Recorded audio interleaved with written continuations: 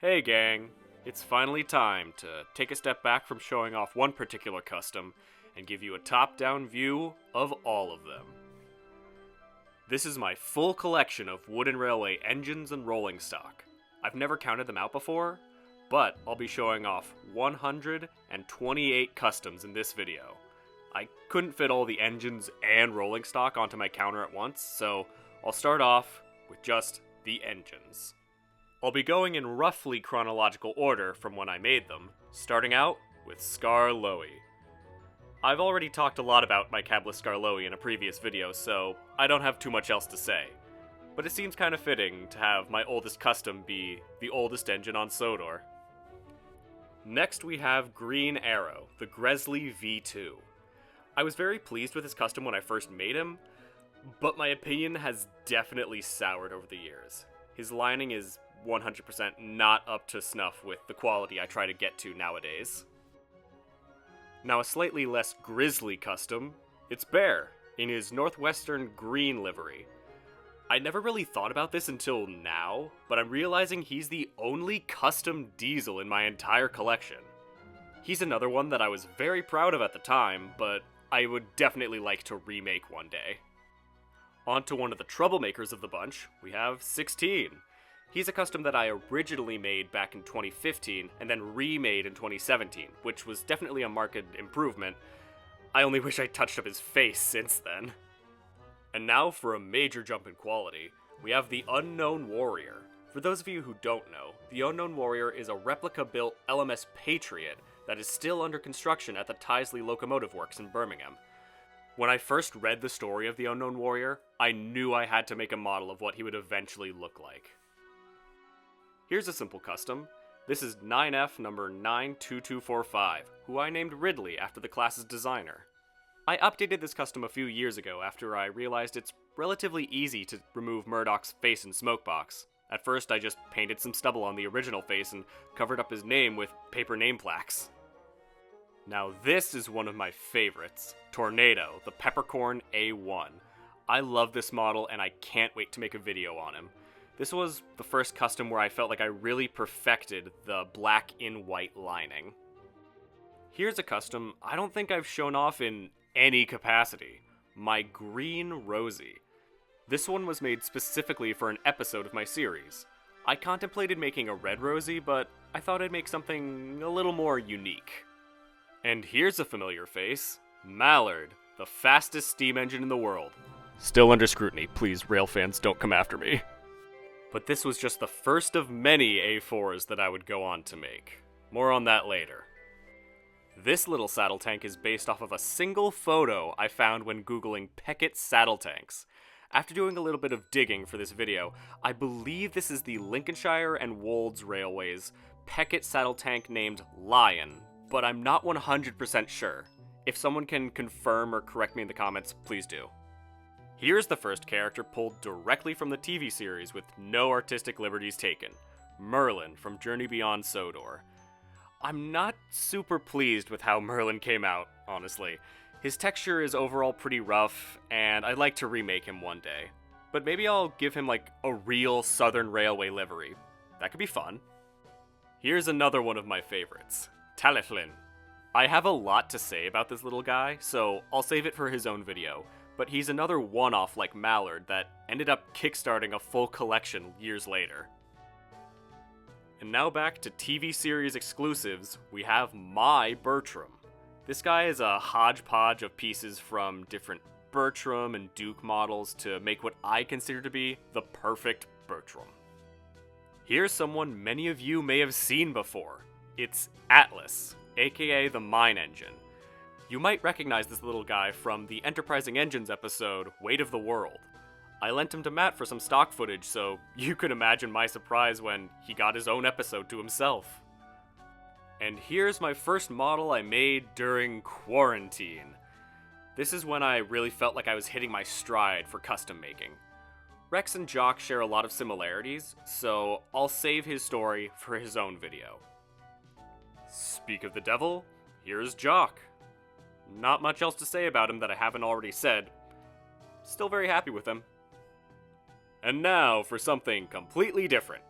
This guy is a 7F I painted one day when I was bored.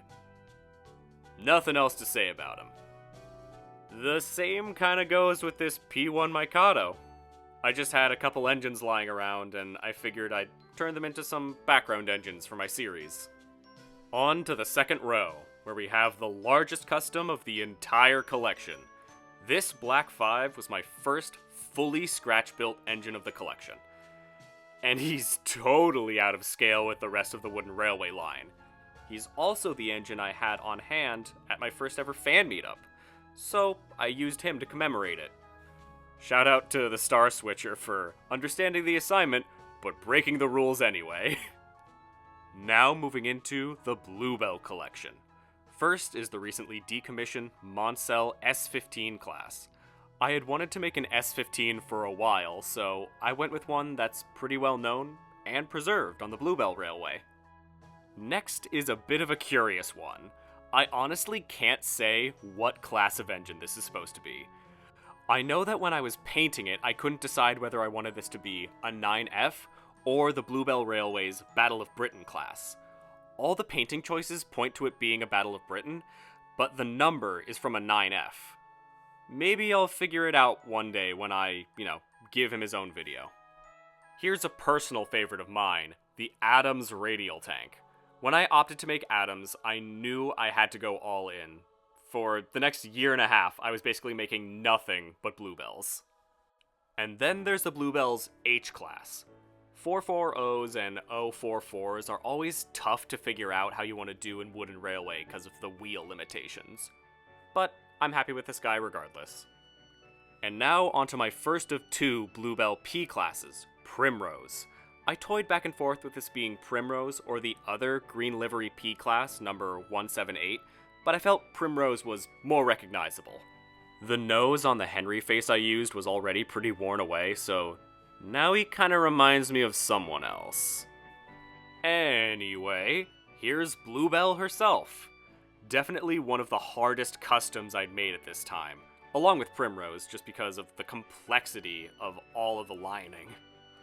And it wouldn't be a Bluebell collection without Captain Baxter.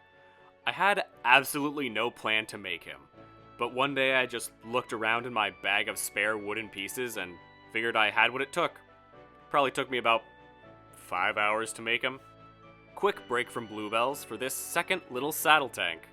Unlike the little Peckett I showed a little while ago, this guy has no specific basis whatsoever. I just made a vaguely Great Western looking saddle tank and called it a day. And now back to our regularly scheduled program. Here's the Bluebell's 01. Very happy with how this guy turned out, and very happy with his almost identical partner, the C-Class. The only real differences between these two models is that the C-Class kept its original dome that the James I used had, and also these little, I assume, sandboxes above the middle drive wheels. And now for my absolute favorite model of the entire collection, hands down, Blackmore Vale. Even though I've made more complicated or detailed customs, this scratch-built model still holds the top spot in my heart. I just remember sitting in college for months, waiting for summer to come so I could go home and build this model. And here's Stowe, the Bluebell's Schools class.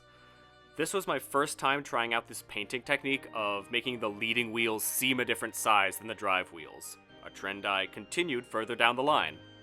Like with Birch Grove, the E4 class, whose trailing wheels I painted to look smaller. I also scratch-built his chassis, which accidentally made him permanently tilted up. Oh well. And now for possibly the most British-sounding name imaginable. Cromford, the Class 75 goods tank engine. I copied his livery from the Railway series because his modern liveries are honestly pretty boring. And now for the Bluebell's 4MT tank engine, number 80151. I was feeling in a bit of a BR black mood, so I painted him and Cromford at the same time. And now for Fenchurch, one of the Bluebell's terriers. I'm very happy with how this one came out. And of course, right after I finish him, The real Fenchurch gets repainted into the improved engine green livery. I mean, that's fine for Fenchurch, but I associate that livery with one engine alone: Stepney. When I started making my Bluebell collection, I knew the capstone of the bunch would have to be Stepney. We all know Wooden Railway never did a great job putting him into physical form, so I took on the challenge myself. And here we have my take on Blue, Donald, and Douglas. I was clearly still on my Bluebells kick, and instead of doing Caledonian Blue or Northwestern Blue, I gave them the same livery that I gave Bluebell. I think they wear it pretty well, but I am still compelled to get another pair of Donald and Douglases and give them a real CR livery. From one collection to the next, here is my series of surviving A4s. My favorite of the bunch definitely being Sir Nigel Gresley. I love BR Blue, and it always makes me laugh when I see his little monocle. Next to him, we have Union of South Africa.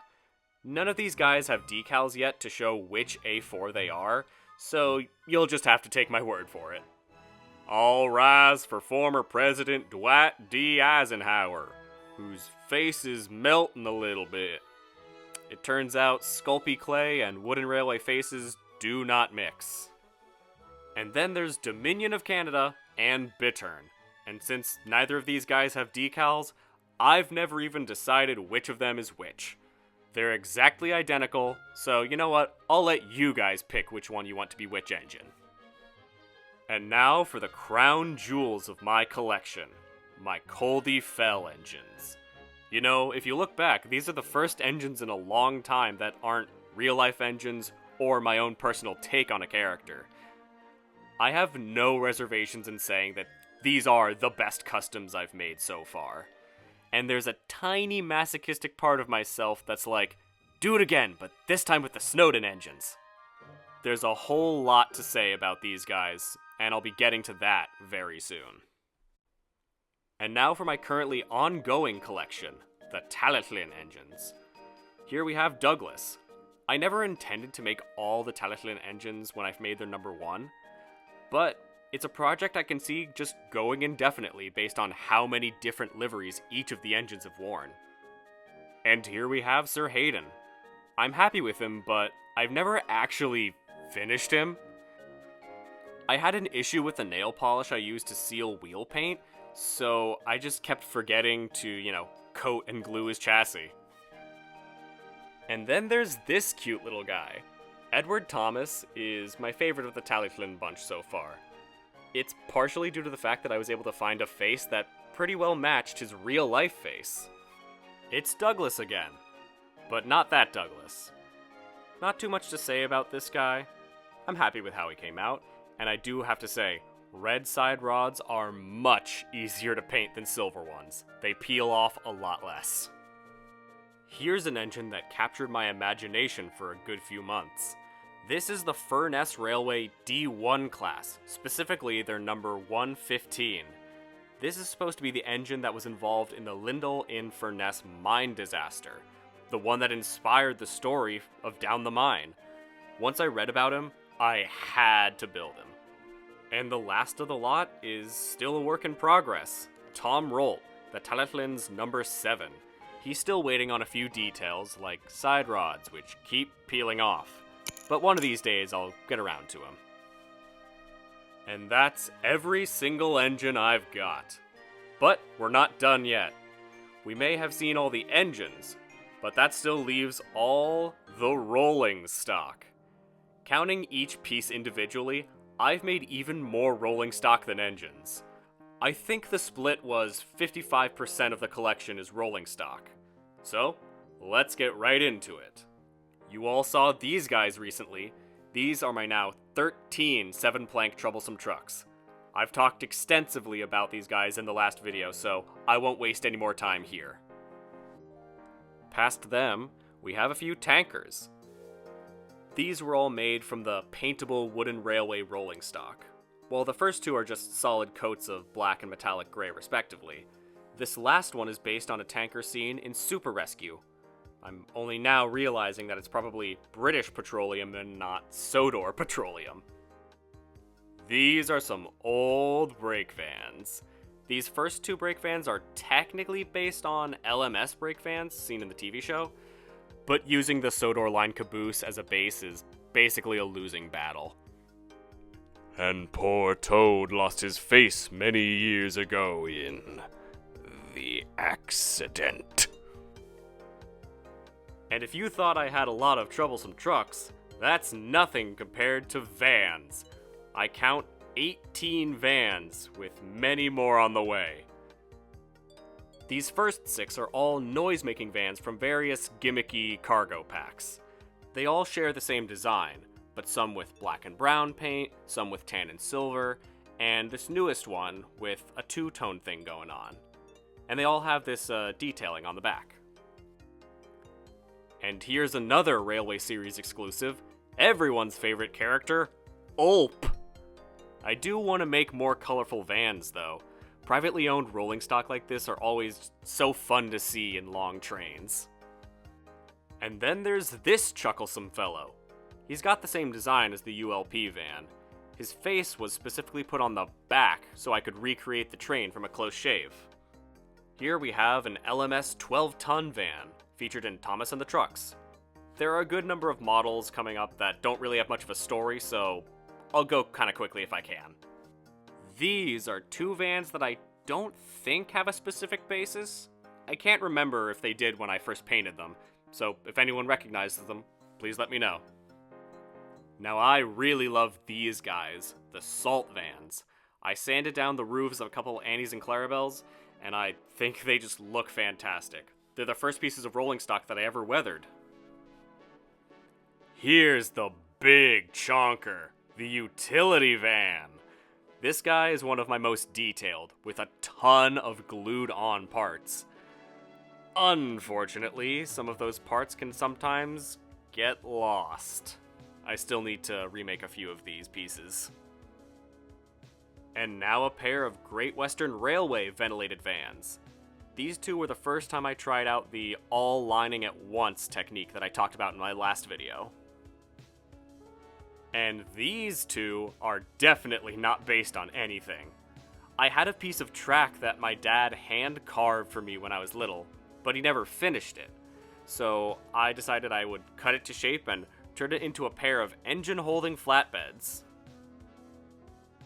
Moving on down the line, here's a bunch of Linton and Barnstaple clay wagons. These were made from the cut-up pieces of a box to a jigsaw puzzle. I really love having these different scales of trucks. Speaking of, here's my personal favorite truck that I've ever made, the Linton and Barnstaple long open wagon, as seen in Henry's Forest. Again, I love the occasional colorful truck.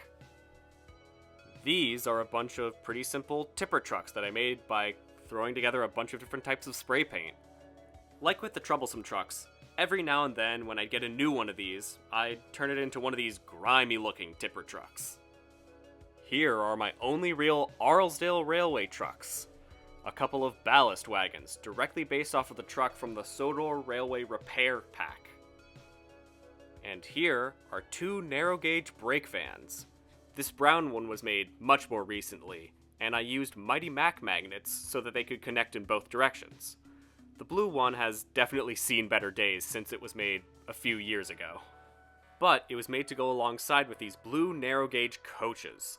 I'm happy with them, but I'd definitely like to give them a redo with better detailing. I know that I can do better. For instance, these red narrow-gauge coaches are much more up to my current standard. I'm very happy with these guys, but I never gave them a brake van to go along with them. But taking a step back in time, these are definitely my ugliest coaches. They're literally just Annie and Clarabelles with the faces and nameplates painted over. They will definitely be receiving a makeover, maybe turning them into red branch line coaches. A couple of simple customs here that you may not notice at first glance. I made Old Slow Coach into a pair. I gave one a new face from one of my many leftover Spencers, and the original I swapped out the magnets so that now it can be a proper brake coach. And the last piece of the bunch, my only pieces of Coldy Fell rolling stock. It was all completely scratch built, but you'll notice that the little cab is missing a face, and that's because I really hate painting eyes. I airbrushed a Boko face and tried to paint the eyes on once, but the paint bled, so this one is currently on the back burner. But one day he'll get a face of his own. I swear. And there you have it. All the customs I have. But there are a few caveats to that. A few customs, like my blue side plates Toby and my express coaches, just aren't with me at the moment. Additionally, there are a couple of customs that I've made specifically for Matt from Enterprising Engines 93. I've made him a few Salt vans. I've made him red and blue narrow gauge coaches, now updated with improved designs and faces. I've also made him a bunch of mid-Sodor engines, including his own Atlas. I'm really grateful to have been able to contribute to his series. Thanks, Matt. Keep being awesome, man. And that's all the customs I've made between 2016 and now. But that's not truly everything. I still have a bag of misfit customs from the before times. Basically, customs I wouldn't put into my series due to the, poor quality. But hey, honestly, if y'all are interested, maybe I'll make a video about just them. And please suggest in the comments which engines or rolling stock you'd like to see detailed videos discussing. That's all I've got for today. Thanks for watching, and I'll see you all next time.